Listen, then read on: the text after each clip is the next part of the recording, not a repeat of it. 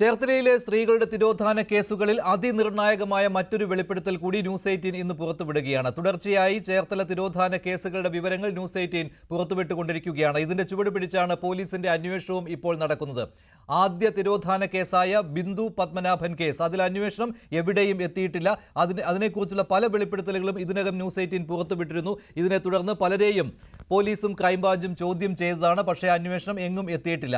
ഇപ്പോൾ ബിന്ദു പത്മനാഭൻ തിരോധന കേസ് അന്വേഷണം പണം വാങ്ങി അട്ടിമറിച്ചതായുള്ള ഗുരുതരമായ ആരോപണമാണ് ഉണ്ടായിരിക്കുന്നത്. അത് ബിന്ദു പത്മനാഭന്റെ കുടുംബത്തിൽ നിന്ന് തന്നെയാണ് അത്തരമൊരു ആരോപണം ഉയർന്നിരിക്കുന്നത്. കേസിന്റെ തുടക്കത്തിൽ ആഭ്യന്തര വകുപ്പിന് നൽകിയ പരാതി അന്വേഷണ ഉദ്യോഗസ്ഥർ പണം വാങ്ങി അട്ടിമറിച്ചുവെന്ന് പറയുന്നത് ബിന്ദു പത്മനാഭന്റെ സഹോദരൻ പ്രവീണാണ്. ന്യൂസ് 18നോടാണ് ഈ വെളിപ്പെടുത്തൽ നടത്തിയിരിക്കുന്നത്. ആലപ്പുഴ SP ആയിരുന്ന S. സുരേന്ദ്രൻ മുതൽ കുത്തിയതോട് SHO ഷാജിമോൻ വരെയുള്ളവർക്കെതിരെയാണ് ഈ വെളിപ്പെടുത്തൽ വന്നിരിക്കുന്നത്. സഹോദരിയുടെ സ്വത്തുക്കൾ കൈമാറ്റം ചെയ്യപ്പെട്ടതിന്റെ മുഴുവൻ തെളിവും പോലീസിന് നൽകിയിട്ടും FIR രജിസ്റ്റർ ചെയ്തത് 70 ദിവസങ്ങൾക്ക് ശേഷമാണെന്നാണ് പ്രധാനപ്പെട്ട വെളിപ്പെടുത്തൽ.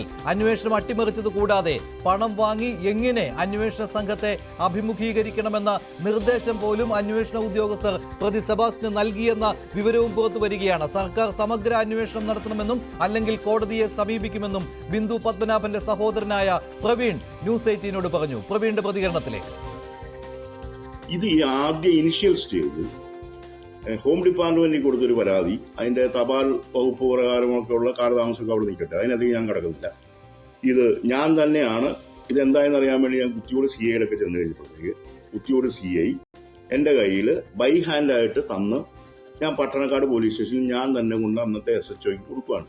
അന്നത്തെ SHO ഇപ്പൊ സർവീസിലുണ്ടായിരിക്കണം, ഷാജിമോൻ സാറാണ് എന്ന് പറഞ്ഞുകൊണ്ട് ഈ അന്നത്തെ ഒരു SHO വിചാരിച്ചു കഴിഞ്ഞാൽ ഇത് മുഴുവൻ അട്ടിമറിക്കപ്പെടുമെന്ന് ഞാൻ അദ്ദേഹത്തെ കുറ്റമൊന്നും ഞാൻ പറയുന്നില്ല.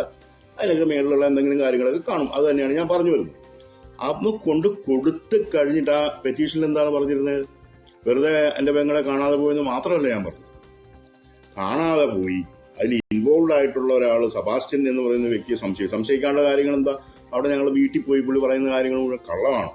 അതീ പറയുന്നുണ്ട്. ഈ മനോജിന്റെ ഈ ഓട്ടോറിക്ഷക്കാരൻ മനോജിന്റെ കാര്യം ഇപ്പൊ കൂടി വന്നു വെച്ചത് ഇന്നലെ ബിന്ദു വന്നു 500 രൂപ വന്നിട്ട് പോയി എന്ന് പറയുന്നു. ഇതൊക്കെ എല്ലാം കള്ളം. എവിടുന്ന വന്നേ അറിയില്ല, ഫോൺ നമ്പർ ഇല്ല, പല പല കാര്യങ്ങളും കള്ളം. പിന്നെ അതിലുപരി എടപ്പള്ളിയിലെ സ്ഥലം മറിച്ചു വിറ്റ ആധാരത്തിന്റെ കോപ്പി, ആധാരത്തിന്റെ ആധാര നമ്പർ, ഈ ആരാണ് പകരക്കാരിയായിട്ട് വന്ന സ്ത്രീ ജയ താമസിക്കുന്നത് കുറുപ്പങ്ങര ജംഗ്ഷന്റെ തൊട്ടടുത്തുള്ള വീട്ടിൽ വാടകയ്ക്ക് താമസിക്കുന്നു, ആളെവിടെയുണ്ട് എന്ന് തന്നെ പറഞ്ഞുകൊണ്ടുള്ള രീതിയിൽ 7 പേജുള്ള ഒരു പെറ്റീഷൻ, ഒരു ലേഡി മിസ്സിംഗ് കേസാണ്. ഞാൻ നേരിട്ട് ബൈഹാന്റെ SHOയ്ക്ക് കൊണ്ട് കൊടുത്തിട്ട് 70 ദിവസം കഴിഞ്ഞാണ് FIR ഉള്ളി FIR. ഒരു മാൻ മിസ്സിംഗ് കേസിന്റെ, ലേഡി മിസ്സിംഗ് കേസിന്റെ FIRന് 70 ദിവസം കഴിഞ്ഞിട്ട് അതിൽ തന്നെ ഇല്ലേ?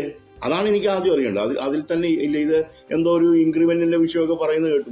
അത് കഴിഞ്ഞിട്ട് അദ്ദേഹം ഇത് ചെയ്തെന്ന് ഞാൻ പറയുന്നത് കേട്ടോ.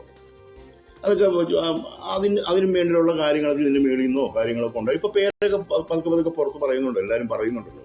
അത് കഴിഞ്ഞിട്ട് ഇതില് മീഡിയയിലൊക്കെ വന്നു കഴിഞ്ഞ് 6.5 മാസം കഴിഞ്ഞാണ് സെബാസ്റ്റിനെ ഈ ഫോർജറി കേസിൽ അറസ്റ്റ് ചെയ്യുന്നത്.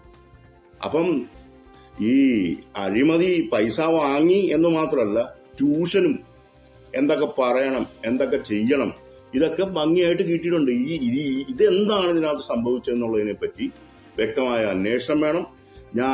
ഇന്നലെ ഞാൻ പറഞ്ഞല്ലോ, മിനിസ്റ്ററുമായിട്ടൊക്കെ സംസാരിച്ചു. ഞങ്ങൾ ആ രീതിയിൽ തന്നെ ആദ്യം കോടതി മുഖാന്തരം അല്ലാതെ പിന്നെ ക്യാബിനറ്റിന്റെ രീതിയിൽ എന്തെങ്കിലും നടക്കുമെന്നുള്ള കാര്യങ്ങൾ നോക്കണം. അതിനുള്ള കാര്യങ്ങൾ നോക്കുന്നുണ്ട്. ഇത് ഇപ്പോഴത്തെ അന്വേഷണം പോകുന്നതിനെ ഡിസ്റ്റർബ് ചെയ്യേണ്ട എന്ന് വിചാരിച്ച് മാത്രമാണ് ഞാൻ മിണ്ടാതിരിക്കുന്നത്. ഇത് എന്തായാലും വേണം. അതിന്റെ കാര്യം എന്താണെന്ന് വെച്ച് കഴിഞ്ഞാൽ, അന്ന് ഈ 8 വർഷമായി ഞാൻ ഇതിൽ പറയും. അതിലൊരു DYSP ഞാൻ മനസ്സിലാക്കിയത് 16 പ്രാവശ്യം സെബാസ്റ്റിനെ ചോദ്യം ചെയ്തു, കിട്ടില്ല. ഇപ്പോൾ ഉള്ള ആൾക്കാർക്ക് എന്താ കുഴപ്പം? അവരൊക്കെ വലിയ പ്രഗത്ഭന്മാരായിട്ടുള്ള ആൾക്കാരാണല്ലോ. അവരൊന്നും വിചാരിച്ചിട്ട് എന്താ ഒന്നും മിണ്ടുന്നില്ല പറഞ്ഞിട്ട് കാര്യമില്ല. എന്താ കാര്യം? അന്നത്തെ കോച്ചിങ് ട്യൂഷൻ കൊടുത്ത് ഡീസന്റ് ആയിട്ട് നിർത്തിയിരിക്കുകയാണ് ഇപ്പം. അതൊരു ചെറിയ കാര്യമാണോ? ഒരു ഹോം ഡിപ്പാർട്ട്മെന്റിലെ പരാതി 70 ദിവസം കഴിഞ്ഞ് FIR ഇടുക എന്ന് പറയുമ്പോൾ അത് തന്നെ വലിയ കാര്യമാണ്. ഇതെല്ലാം കൂടെ കാണിച്ച് ഒന്നില്ലെങ്കിൽ ഞാൻ സർക്കാർ സഹായം തേടും. എന്താണ് അവരുടെ ഭാഗത്തുനിന്ന് ഉണ്ടാകുന്നത് നോക്കട്ടെ, അല്ലെങ്കിൽ അടുത്ത ഭാഗം ലീഗലുമായിട്ടൊക്കെ ആലോചിക്കുന്നുണ്ട്. ഇപ്പം ഞാൻ ഒരു ഡിസ്റ്റർബൻസിനും ആദ്യമായാണ് ബിന്ദു പത്മനാഭന്റെ കുടുംബത്തിൽ നിന്ന് ഇങ്ങനെ ഒരു വെളിപ്പെടുത്തൽ വരുന്നത്. ബിന്ദു പത്മനാഭന്റെ സഹോദരൻ പ്രവീണാണ് ഇത്തരമൊരു ഗുരുതരമായ വെളിപ്പെടുത്തൽ നടത്തിയിരിക്കുന്നത്. അന്ന് തന്നെ പരാതി നൽകിയതാണ്. പക്ഷേ 70 ദിവസം കഴിഞ്ഞാണ് FIR ഇട്ടത് എന്നുള്ള വെളിപ്പെടുത്തലാണ് പ്രവീൺ നടത്തിയിരിക്കുന്നത്. സെബാസ്റ്റ്യൻ ആണ് പ്രതി എന്ന കാര്യം അറിയാമായിരുന്നിട്ടും സെബാസ്റ്റ്യനെ ചോദ്യം ചെയ്തതല്ലാതെ സെബാസ്റ്റ്യനെതിരെ അടുത്ത നടപടികളിലേക്ക് പോയിട്ടില്ല. അത് പോലീസ് ഉദ്യോഗസ്ഥർ ചേർന്ന് അട്ടിമറിച്ചതാണ് എന്ന ഗുരുതരമായ ആരോപണമാണ് പ്രവീൺ ഉന്നയിക്കുന്നത്. വീണ്ടും അദ്ദേഹം പരാതി നൽകിയിട്ടുണ്ട്. ഇതിനിടെ പല വെളിപ്പെടുത്തലുകൾ വന്നതാണ്. ഭൂമി മാഫിയയാണ് ബിന്ദു പത്മനാഭന്റെ തിരോധാനത്തിന് പിന്നിൽ എന്നുള്ള കാര്യം വെളിപ്പെടുത്തലിന്റെ രൂപത്തിൽ വന്നിട്ടുള്ളതാണ്. അതുമാത്രമല്ല, ആക്ഷൻ കൗൺസിലൊക്കെ ഒട്ടേറെ തവണ പോലീസിന് മുന്നിൽ വന്ന് പരാതി നൽകിയിട്ടുള്ളതാണ്. പല കാര്യങ്ങളും അവർ നേരിട്ട് അറിയിച്ചിട്ടുള്ളതാണ്. പക്ഷേ പോലീസ് ഇക്കാര്യത്തിൽ അന്നു മുതൽ 2006 ബിന്ദു പത്മനാഭനെ കാണാതായത്. അന്നു മുതൽ പോലീസ് എഴുതിയ തിരക്കഥയ്ക്ക് അനുസരിച്ചാണ് ഈ കാര്യങ്ങളിൽ അന്വേഷണം മുന്നോട്ട് പോയിക്കൊണ്ടിരുന്നത്. അതിനിടെയാണ് 3 സ്ത്രീകളെ കൂടി കാണാതായതായുള്ള പരാതികൾ വന്നത്. ഒടുവിൽ ജൈനമ്മയുടെ തിരോധാനത്തെ തുടർന്നാണ് സെബാസ്റ്റ്യൻ അറസ്റ്റിലാവുന്നതും ഇപ്പോൾ ക്രൈംബ്രാഞ്ചിന്റെ കസ്റ്റഡിയിൽ ഉള്ളതും റിമാൻഡിൽ ആയിട്ടുള്ളതും. ഇത്തരം കാര്യങ്ങൾ വരുന്നതിന് ഒട്ടേറെ കാലങ്ങൾ മുൻപ് തന്നെ ഇതേക്കുറിച്ചുള്ള പരാതികൾ ബിന്ദു പത്മനാഭന്റെ കുടുംബത്തിൽ നിന്ന് വന്നിരുന്നു എന്നുള്ള കാര്യമാണ് ഇപ്പോൾ പ്രവീൺ വെളിപ്പെടുത്തിയിരിക്കുന്നത്. ബിന്ദു പത്മനാഭന്റെ ഭൂമി തട്ടിയെടുക്കുവാനുള്ള ശ്രമം നടന്നിരുന്നു. അങ്ങനെ തട്ടിയെടുത്തിരുന്നു. കോടതി വരെ ഈ കേസ് എത്തിയതാണ്. ബിന്ദു പത്മനാഭന്റെ പേരിൽ മറ്റൊരു സ്ത്രീയെ കൊണ്ട് പണം വാങ്ങിപ്പിച്ചു എന്നുള്ള കാര്യവുമൊക്കെ കഴിഞ്ഞ ദിവസം സതീശന്റെ വെളിപ്പെടുത്തലിലൂടെ വന്നതാണ്. സതീശൻ പറഞ്ഞ കാര്യത്തിലും വൈരുദ്ധ്യങ്ങൾ ഏറെ ഉണ്ടായിരുന്നു.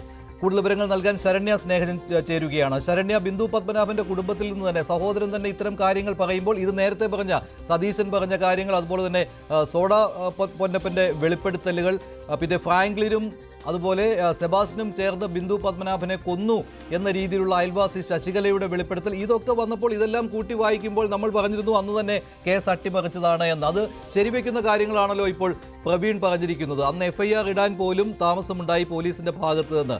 ഉദ്യോഗസ്ഥരുടെ പേരുകൾ പോലും പറയുകയാണ്. എന്താണിപ്പോൾ അന്ന് നടന്ന കാര്യങ്ങൾ? ഇപ്പോൾ അത് ഇത്രയും കാര്യങ്ങൾ വെളിപ്പെടുത്തിയിട്ടും അതിലേക്ക് അന്വേഷണം പോകുന്നുണ്ടോ?